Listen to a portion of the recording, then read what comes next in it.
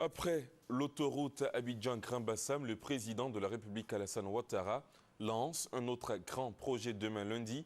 Il s'agit des travaux d'adduction en eau potable de la ville d'Abidjan à partir de la nappe souterraine de Bonois. Ce projet permettra aux populations de la capitale économique d'être approvisionnées en eau potable à partir de la nappe phréatique de la cité de l'Anana, nous dit Sylvie Touré.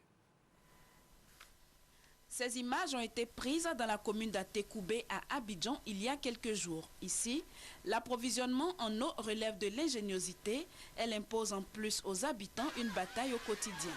Et en la matière, Atekoubé n'est pas un cas isolé. Du vent à la place de l'eau dans les robinets ou des personnes avec des cuvettes ou des bidons sur la tête en quête d'eau, ces scènes sont désormais banales dans le district d'Abidjan. Plusieurs communes ont en commun le calvaire de la pénurie d'eau. L'eau se raréfie dans la capitale ivoirienne au fil des ans, portant les besoins à 150 000 mètres cubes. Paradoxe cependant, quand on sait qu'Abidjan dispose de 12 milliards de mètres cubes d'eau, avec un taux de renouvellement annuel de 140 millions de mètres cubes. C'est dire que les ressources sont disponibles, il suffit d'y affecter les infrastructures nécessaires. C'est ce qu'a décidé de faire le président Alassane Ouattara. Dans seulement quelques mois, 80 000 mètres cubes d'eau vont étancher la soif des Abidjanais. De nouvelles infrastructures vont voir le jour à Bonois.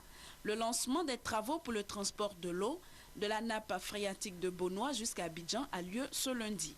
Montant de l'investissement, 120 milliards de francs CFA, mobilisés en partie auprès du gouvernement chinois.